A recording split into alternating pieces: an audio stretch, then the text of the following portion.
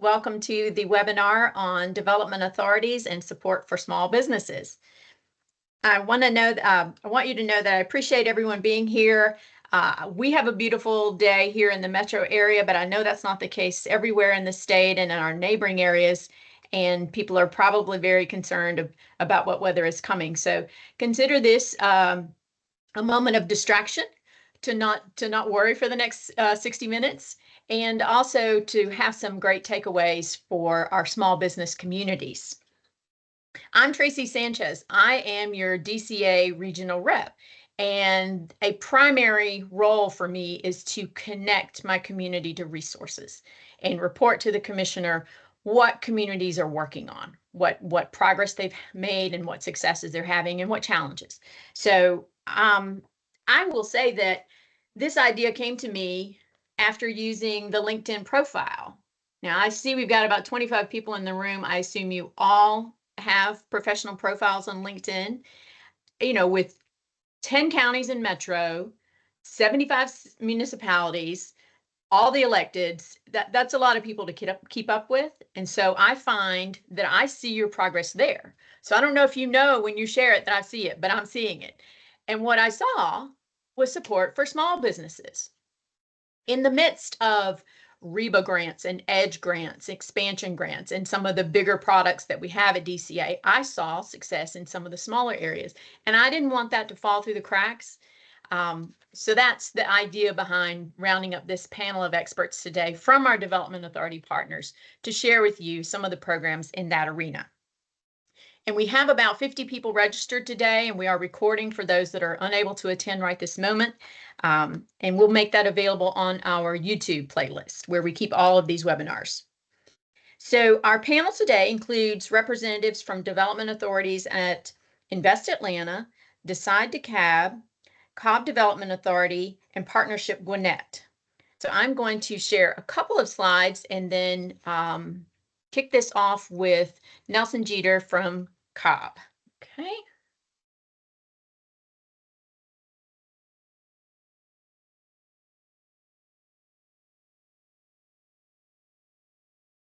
So a quick review is just that there's our YouTube link.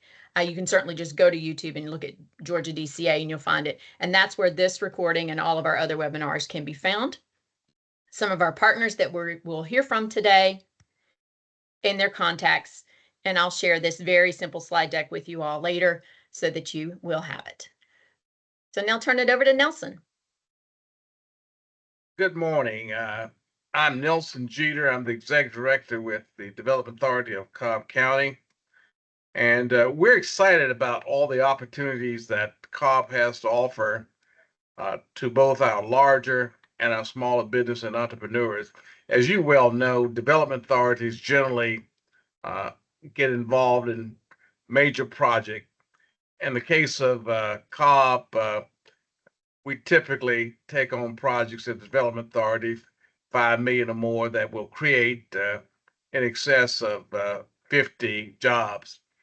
Now, we do have two distinct grant programs, one of which is administered by the county, which is the Entrepreneurial and Innovation Grant that I'll spend more time on because we're focusing on smart business. But just to share with you, the Development Authority of Cobb County does have another grant program. It's our Business Relocation, Retention, and Redevelopment Grant. And those are typically grants that are offered in order to close a gap when we're recruiting or either we're trying to retain a large entity within our county. But the DCA also determined back in 2019 that it was past due for us to begin to focus on small businesses as well. So in conjunction with the Cobb County Economic Development Department, which is headed by Sabrina Wright, who's on this call, we decided to join forces and develop a grant program that small business and entrepreneurs could certainly benefit from. This program offers grants up to $10,000 to help create and stimulate early stage venture growth and support entrepreneurs' ecosystem in Cobb County. The program primarily provides grants and financial support startup to entrepreneurs to assist them in growing their business, creating jobs, and maintaining businesses in Cobb County.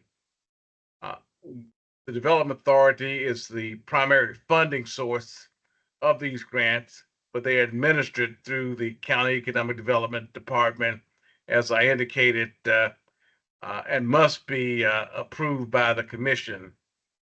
There is a very distinct panel of economic development professionals throughout the county who receive and evaluate the applications, and there are incentives agreements associated with the grants that will hold the recipients accountable. Over the past 6 years, we've been able to administer through the Office of Economic Development about 20 grants totaling $163,000. If you look at this chart, you'll see how those grants have been distributed. For industry information, we've been able to help the retail sector, marketing, technology, manufacturing, health and beauty, restaurant, and personal fitness. Now, obviously, when we deal with a governmental entity, it's important that we have parity throughout our population. So to the right there, you'll see how those grants have been distributed as far as our district allocation. You see District 1, which represents Northwest Corridor of Cobb County, has received 25% of the grant. District 2, which is the Northeast Corridor, has received uh, about 35%. District 3, about 25%, and District 4, which is the South Cobb area, has received about 15% of those grants. If you will move to the next slide, you can also see how these allocations have been allocated over the last 4 years.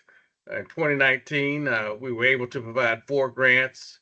2020, we were able to provide 6 grants. 2021 and 2022, as you well know, we were hampered by the pandemic, so no grants were allocated. 2018, you can see that was a banner year where about 8 of those grants were administered. And so far this year, we've administered about 2 of those grants. If you move to the next slide,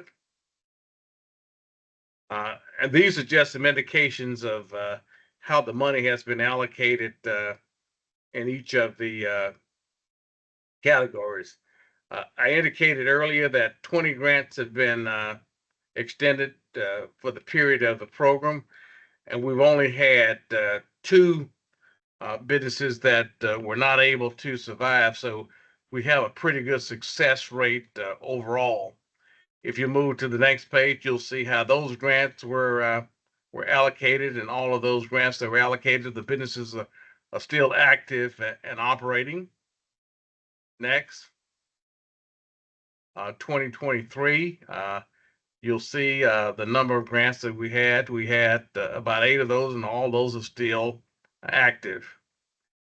And then in 2024, as I indicated, we've only had two of those grants that have been offered so far. And of course, the money is transferred from the Development Authority to the County's Economic Development Authority using an instrument that most of you all are familiar with, which is an intergovernmental agreement. Since we're a quasi-governmental agency, Development Authority, that is the legal mechanism that we have to have in place in order to transfer funds to another governmental organization. But just to talk a little bit about the process by which these grants are offered. Of course, we have a application process that's reviewed by the county's economic development department, as well as reviewed by a panel of economic development experts throughout the entire county. And the eligibility for these grants is that a business must possess a business license in Cobb County, uh, in business for 5 or fewer years. They must provide proof of completion of an entrepreneurship program, whether it be at Kennesaw State or any other incubator or accelerator. And they must commit to remain in Cobb County for 3 years after the grant is received. Uh, in essence, that sort of covers it in a nutshell. And of course, Sabrina, Sabrina's organization, Sabrina's director is the director of economic development for Cobb County. Would you like to add any additional comments, Sabrina? Sure, Nelson. Thank you. Right. So we have a committee of 5 community stakeholders who are not county employees, who review the applications on a quarterly basis. We receive those applications on a rolling basis, and we promote the grant throughout the community, especially at our quarterly small business event. We receive and review those applications on a rolling basis, but we present them to the committee quarterly. And once those, like Nelson mentioned, the grants are up to $10,000. So you may have noticed on one of the previous slides that some of those grants are less than $10,000. And once those are approved by the committee, we present those specific grants and applicants to the Board of Commissioners. And so we present those to the Board of Commissioners. Typically, they approve it because it's already been vetted by the county staff as well as the review committee. And then we'll have a grant award ceremony for them. But we don't accept any home-based businesses or any franchises either. So there's a strict list there, but so far, Nelson, there's been an update. So we've awarded 5 businesses so far this year, and we have $11,500 left in the bank for that fund for the remainder of this year. And so, of course, we'll be coming back to the Development Authority to request an additional investment for 2025. And I'll also make an agenda request, a budget request to the Board of Commissioners to see if the county can contribute some funds to that as well. Very good.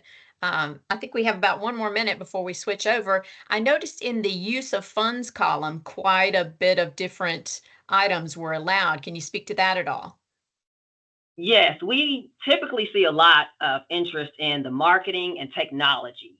So, and oftentimes when the grants are awarded, if the applicant is not approved for that full $10,000, sometimes the committee will make a specific recommendation like, hey, you can only use those funds for the marketing or leasehold, improvements or things like that. So they're able to use the funds for payroll and things like that as well. So they can use it for just a myriad of reasons, but sometimes the committee will get a little bit more specific and say, we don't necessarily want to fund this specific item that you're requesting, but we will fund this. And so we do have a compliance period as well. So we check back with them every 6 months to make sure and they're spending the money as they were requested, and then they have to submit receipts as well.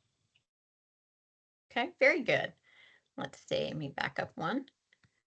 Thank you both, Nelson and Sabrina. We will move now to Decide DeKalb, and we'll hear from Dorian DeBar. And I don't know, Dorian, if you have backup on the call as well, feel free to invite them and take it away.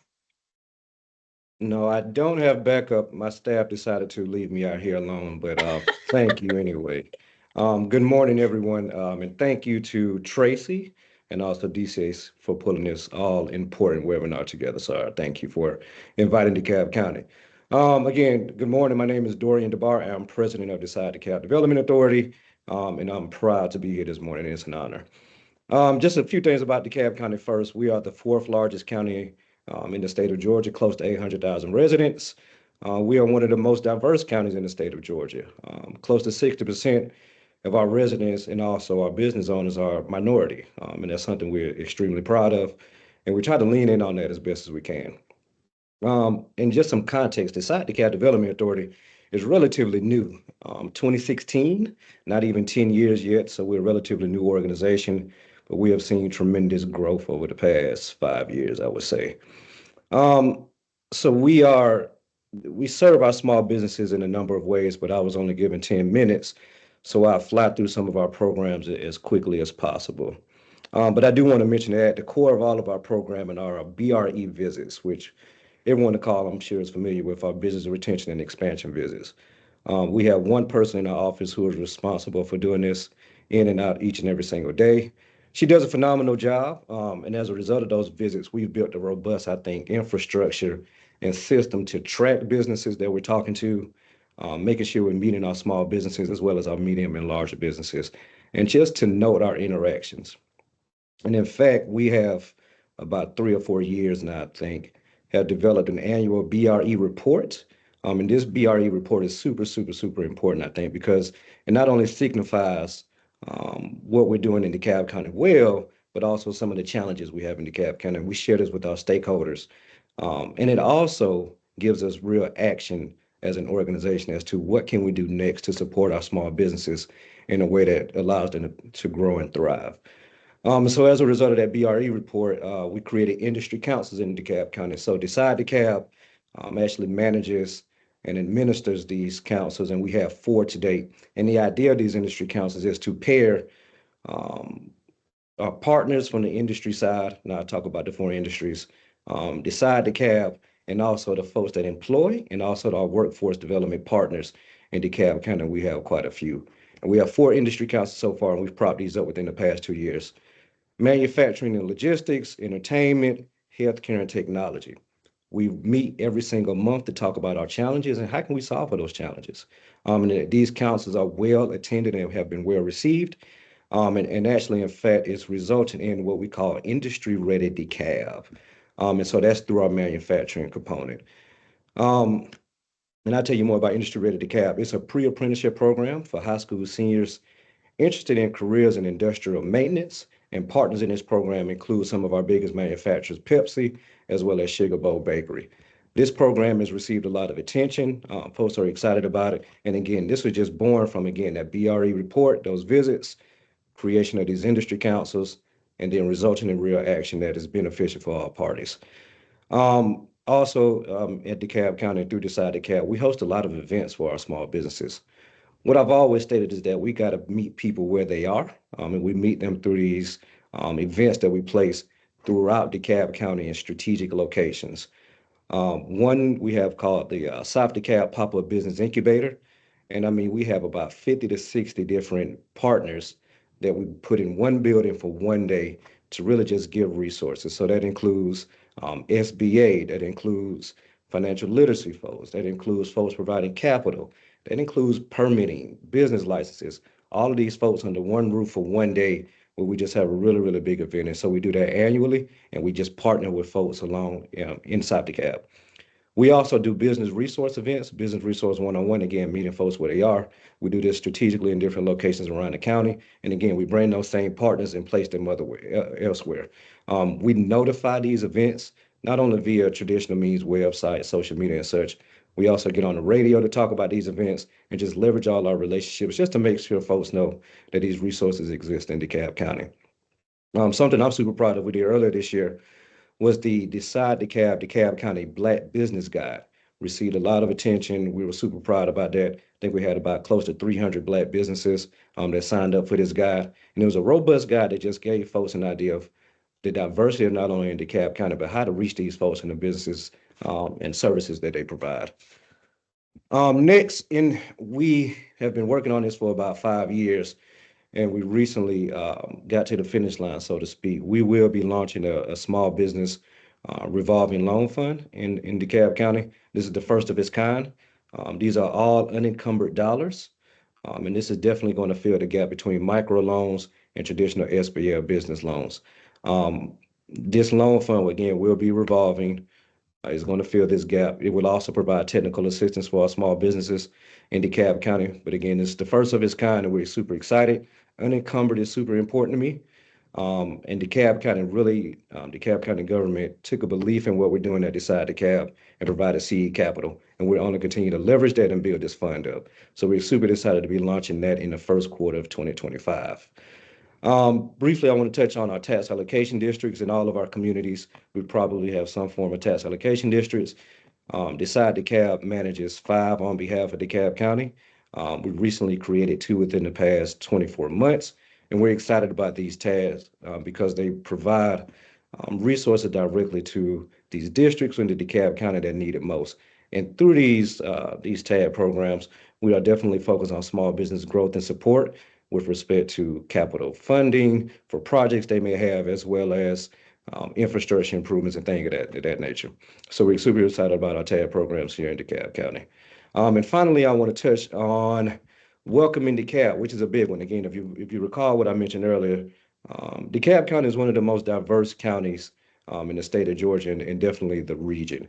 And we're super excited about that. So we asked ourselves, how do we lean in our immigrant population and make DeKalb County more welcoming so that we give them an opportunity to grow and also just wrap our arms around them collectively so that they feel comfortable doing business in DeKalb County. So earlier this year, we worked with the consulting group to create a Welcoming DeKalb strategic plan. The project team met with various immigrant business owners across DeKalb County to capture challenges, identify opportunities, and build awareness for this Welcoming DeKalb initiative.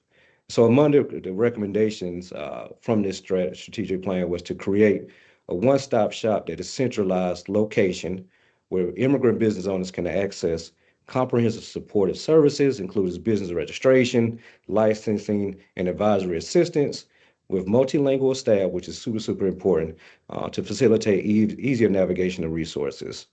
So Decide DeKalb will play an integral role in guiding and participating in welcoming DeKalb initiatives and strategy.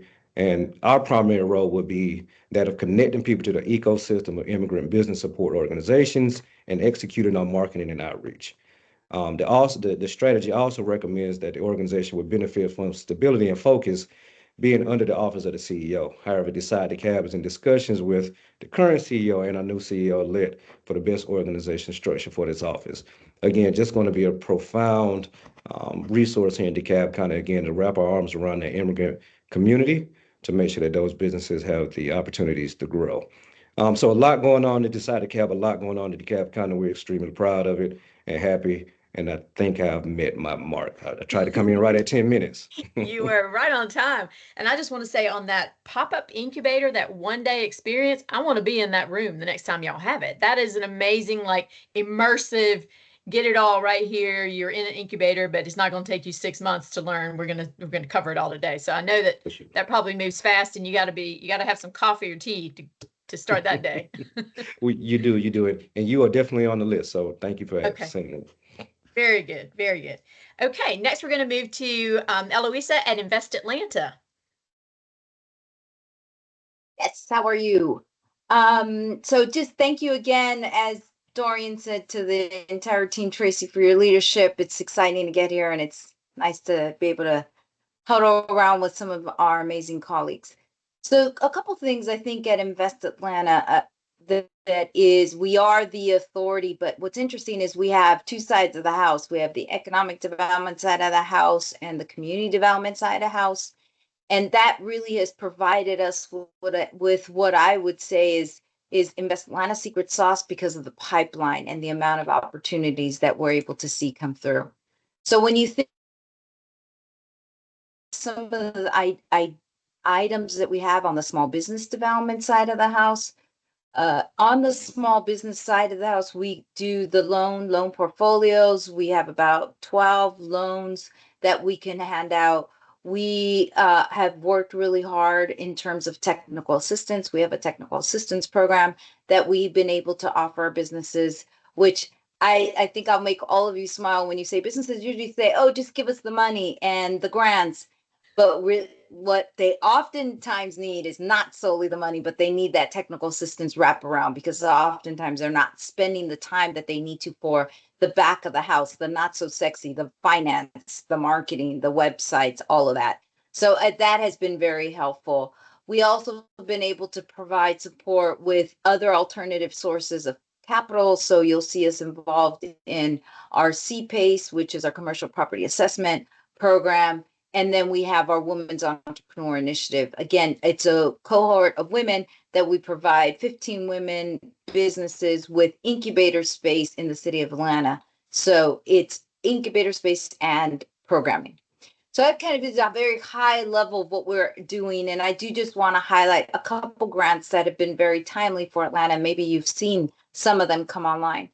The first is our water grants. So as you saw in the newspaper, there was a small water issue in the city of Atlanta. Okay, hopefully made someone smile. And this small issue resulted in an allocation of $7 million. Thank you, Lauren and Tracy. $7 million allocation from the water fund, it's enterprise fund, to Invest Atlanta to give out grants. This has really been, I think, not only the first time that I've ever seen it in any of the cities that I've worked in, but really where the city said, there was a water issue, you did not have access to water, there was a boil, and then there was a boil advisory. And very quickly, we just said, no fault to the city, which is a very tough place to be in. But here we recognize that this is really important for you and your business. So two components to this grant. The first is we said, how many days were you impacted by the water? Meaning you had to go purchase additional water, or you had access to no water, or some businesses had such low pressure. Like if you think of a dog daycare place, they couldn't, bath or take care of animals. So they were very impacted impacted. And so we looked at how many days you were impacted and what boil advisory map were you on, because there was two. And then for the first time, we and I should say that was the first idea. And then the mayor actually and us went to different businesses and we started talking to the businesses. And what we heard in those talks were not only was the business impacted, but many of our restaurants were impacted in the sense that their employees make the majority of their money off of the tips. And since the restaurant couldn't open, they couldn't augment their salary through the tips. So what we did is we added an additional component and said, depending how many days you were impacted business, you can get up to $10,000. And then for your employees that were scheduled to work, so you have to swear that this is how many business employees that were impacted, you got up to $200. So a business could get up to 10, but all your employees, or though I should say those that were scheduled to work during this time who didn't, got $200. And so we received over 858 applications started throughout the entire city and not cities. Businesses applied. And of those 858, we had about 585 that completed their application. We suspect that we will be done with all of this process through the end of this month. Free money is great. But I heard one of my other colleagues mention it's important to turn in documents. So we also asked for business license to verify. We asked for Secretary of State, because I'll share with you guys, we've had some businesses be creative and some employees be creative where the employee applied and the business owner didn't know. So by us putting in these mechanisms, I would highly recommend ensure you're looking at articles of incorporation, because you need to know who has the authority to sign on behalf of the business.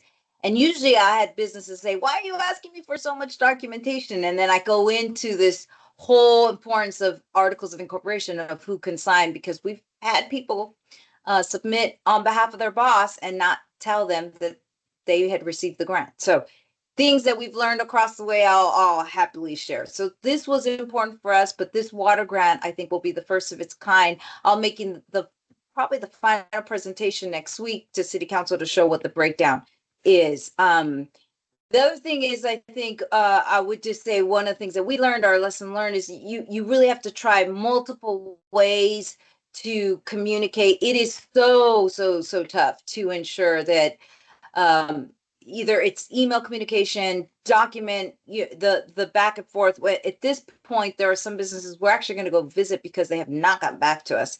I figured if I've emailed you and I've called you and I visited you and you still don't get the documentation in, there is nothing I can do. So that's where we are on the water grants.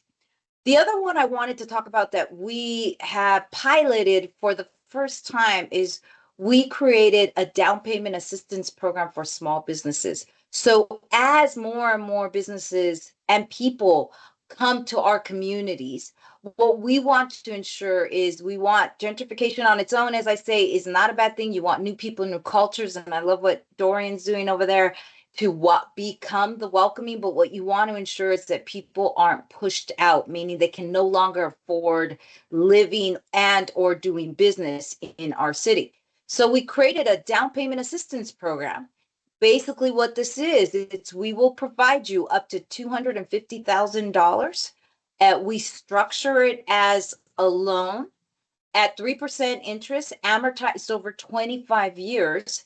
At the end of 10 years, meaning you've been in the city for 10 years, it turns into a grant.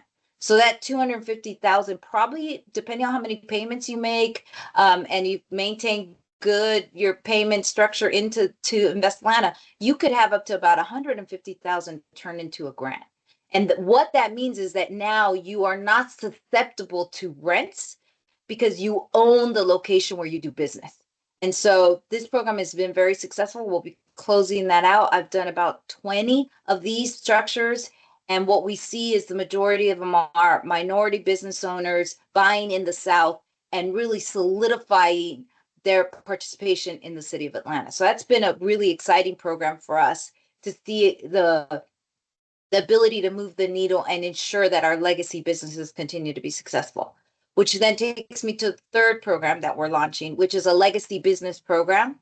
There are over 3,000 businesses in the city of Atlanta that have been here for over 30 years. So we are starting a legacy program. So not only will you have preferential procurement process in the city, but you will receive a grant up to $10,000 to ensure that your systems are secure, you continue to exist and be successful in the city. So that legacy program will be launched. It was just approved in city council and will be launched at the beginning of the year, where we're really trying to highlight our legacy long-term businesses in the city of Atlanta. That's a third.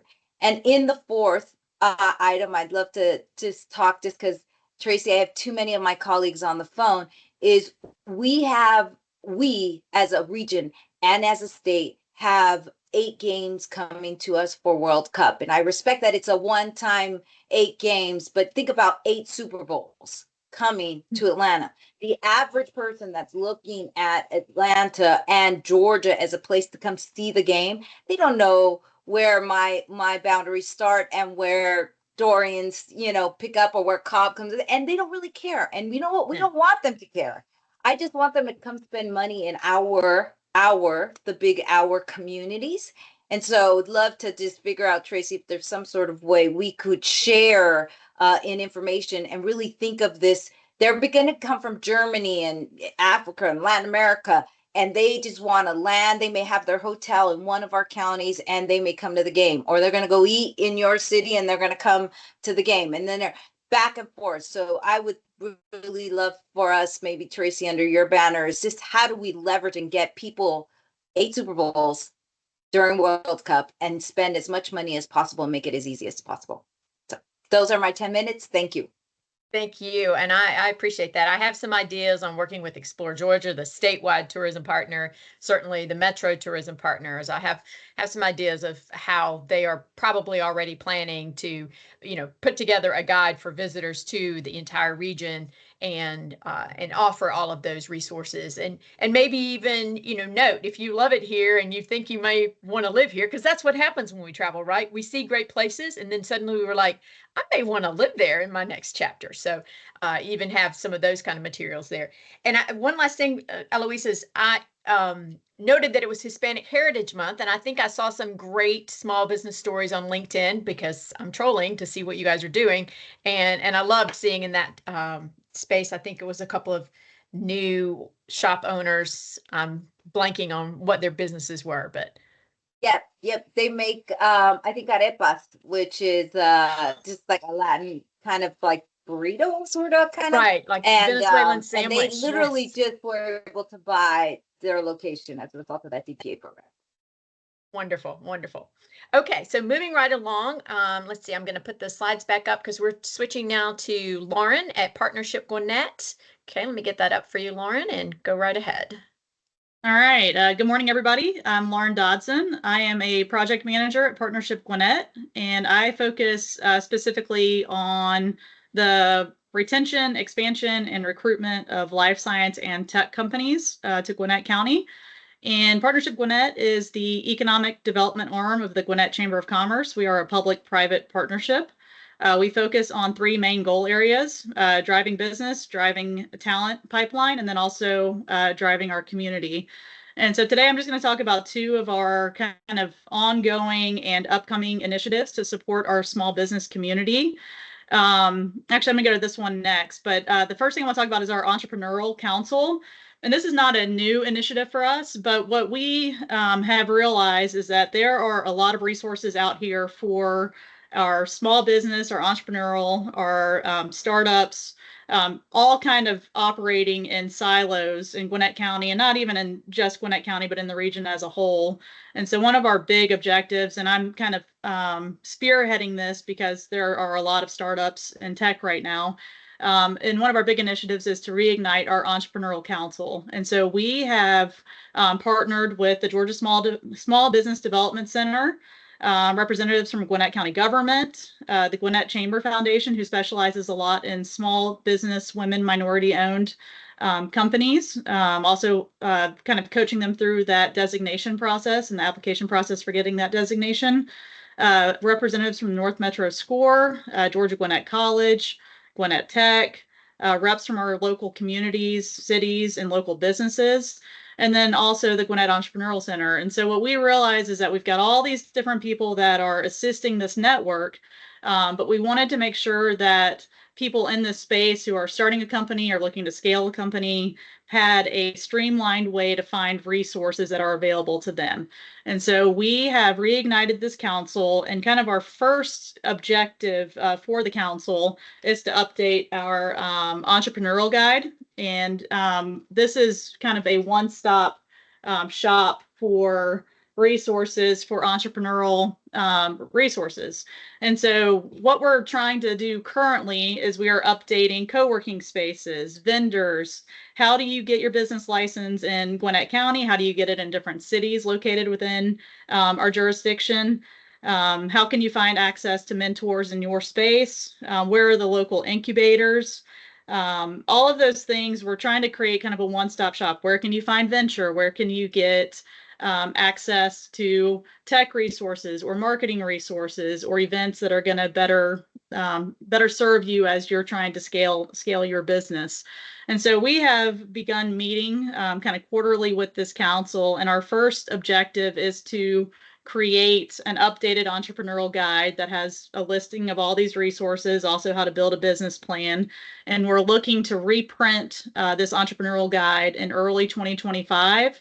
And the hope is that we will do a printed version, which we will distribute to all of our colleges and universities, Entrepreneurial Center, Atlanta Tech Park, for them to distribute to folks as they need these resources. And then also we will keep an updated running list of new co-working spaces, new incubators, new grants, new resources on the digital guide that we will give, that will be listed on the Partnership Gwinnett website.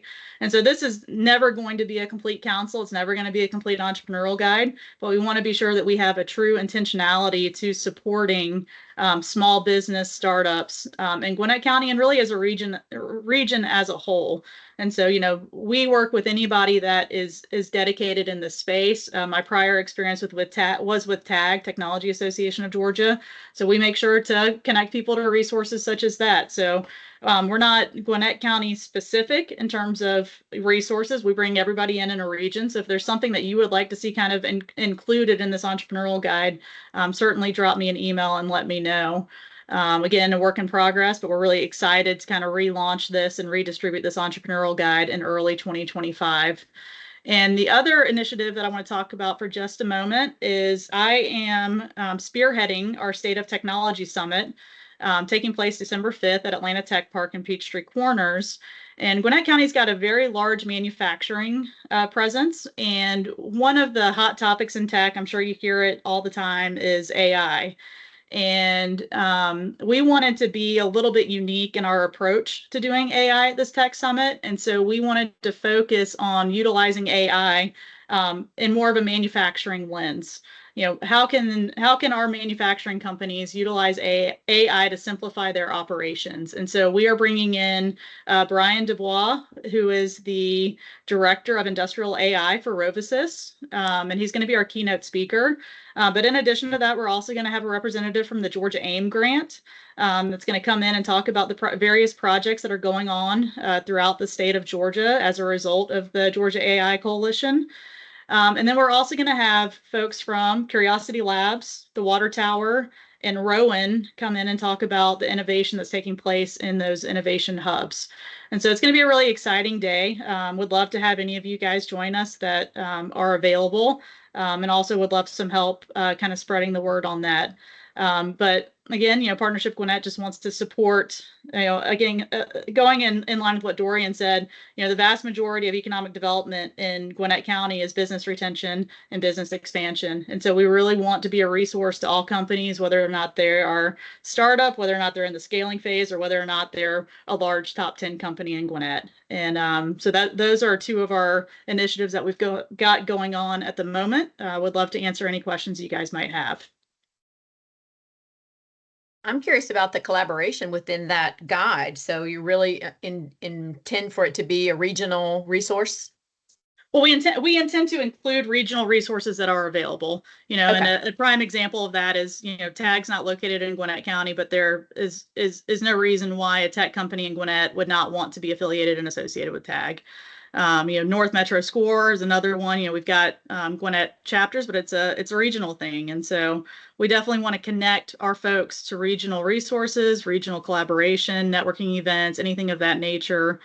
We want to be sure that they know what's available to them, regardless of whether or not it stands, in our district. Great. Well, much like I said to Dorian, I want to be at an event, and I think I will see you tomorrow at Rowan. Yes. Yes. Okay. Very good. And then lastly, I'm going to put you on the spot, Sarah Elizabeth. I think you're on the call at Develop Fulton. Yes. Are you prepared to Yeah. share with us? Yes, and I'll be fast. Hello, Oh, Sarah no worries. We've Elizabeth got time. Oh, okay. Great. From Thank you. Develop Fulton, formerly the Development Authority of Fulton County. And I'll just mention two small programs that we have. At the county, we have Samir's team, which really leads economic development and has so many awesome projects that he leads. In our small shop, I started at Develop Fulton in about 2022. And right away, we started a strategic grant initiative. And our small staff, Marva, Doris, Sabrina, really took that under their wings and did awesome. We took in applications and ended up awarding $150,000 to 3 different organizations in the area of business development, affordable housing, job skills training. That program, that strategic grant program, is led by our vice chair, Kyle Lamont. So we look forward to doing those grants again, those small businesses. And then at Develop Fulton, we do about $2 billion every single year in development projects. And so, of course, we realized those huge projects like Avalon, for example, which was approximately 800 million, or data centers, sometimes 1.6 billion. They are difficult for small businesses, minority businesses, female-owned businesses to sometimes participate in those large-scale developments. So this really began under the leadership of our late chairman, Marty Turpo, who passed away, and Erica Long, who's the head of our MFBE committee. And we started putting very clearly in our application process what we expect and what we encourage. So we encouraged about 27% of minority, female, small business participation.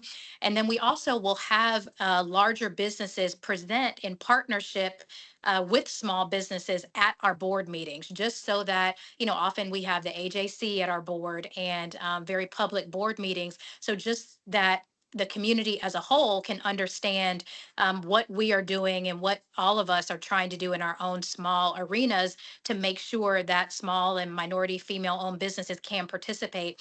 And at one of the last developers presented, I think the general contractor was Brassfield and Gorey, and they talked about their small business mentor protege program, and that was like $1 billion development. And then we also had a minority tech company that was a small business that presented and just talked about, because of that partnership on that $1 billion data center development, because they were able to partner with Brassfield and Gorey, they were able to then obtain skills and participate in that $1 billion project, whereas traditionally they may not have. So those are just two of our brief programs, the strategic grant program, and then just in our application, making our quote unquote requirements or encouragements that we like to see of 27% participation, very easily laid out and easily able for developers to understand.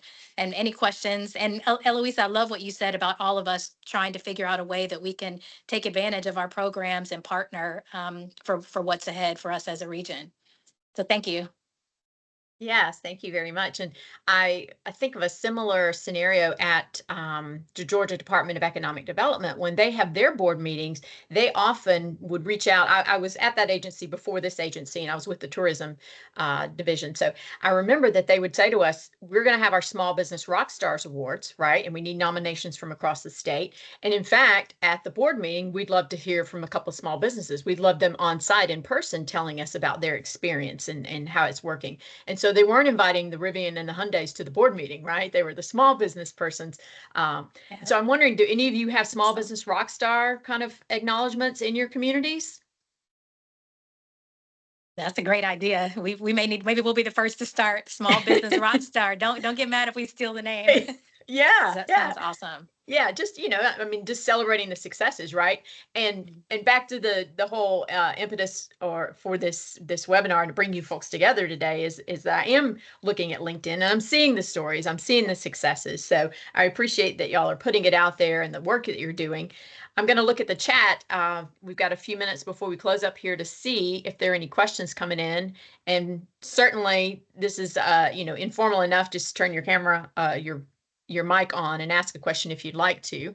I see here for Dorian, is it possible to provide info on the annual pop-up event? And that, let's see, you've given her your email to respond to that. Okay, thank you. Question about Cobb County's programs. There were not matching funds required. So I think we've answered that one. A couple of links to some of the programs here. The guide that you're working on, Lauren, is that already online, to be online as well as in print? It will be online in early 2025, and it will be posted to the Partnership Gwinnett website. Okay, perfect. Let's see, I've got all of your contact info on this last slide as I close this out.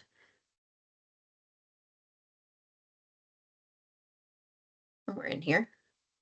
That's my contact info if any of you need me for any DCA resource. Let's back up here. There we are. Okay, so those are the presenters that you've all heard from today. If you're not connected, you are now. And I'll send this out.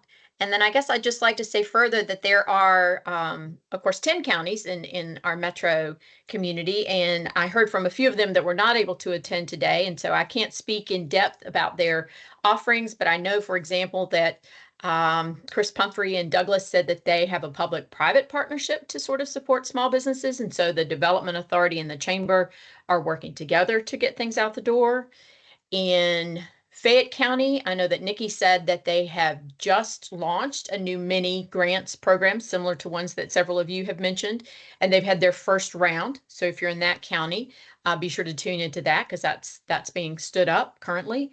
And let's see, I heard from Misty in Cherokee about some of their interesting programs. One that seemed to parallel a workforce effort that I heard one of you speak about. I'm looking at my notes and not remembering who it is currently. Maybe it's you, Dorian.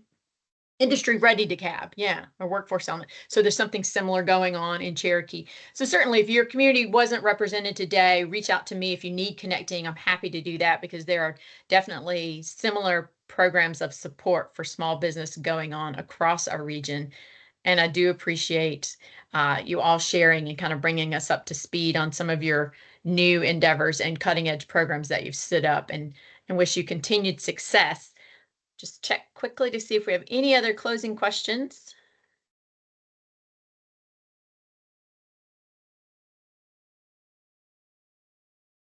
Okay, don't see anything in the chat box, so I'm going to give you all a few minutes back today.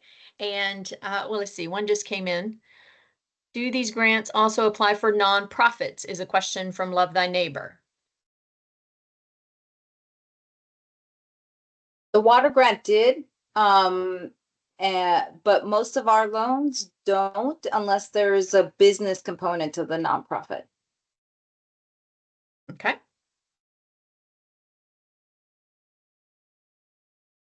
Any other questions? Okay, I think we're good. And as I said, we've recorded this, so feel free to share it with your colleagues and small business owners, or as a link at your pop-ups or your one-stop shops for business success. And again, I'm Tracy Sanchez at DCA, and I appreciate you all joining us today, and I'll see you soon.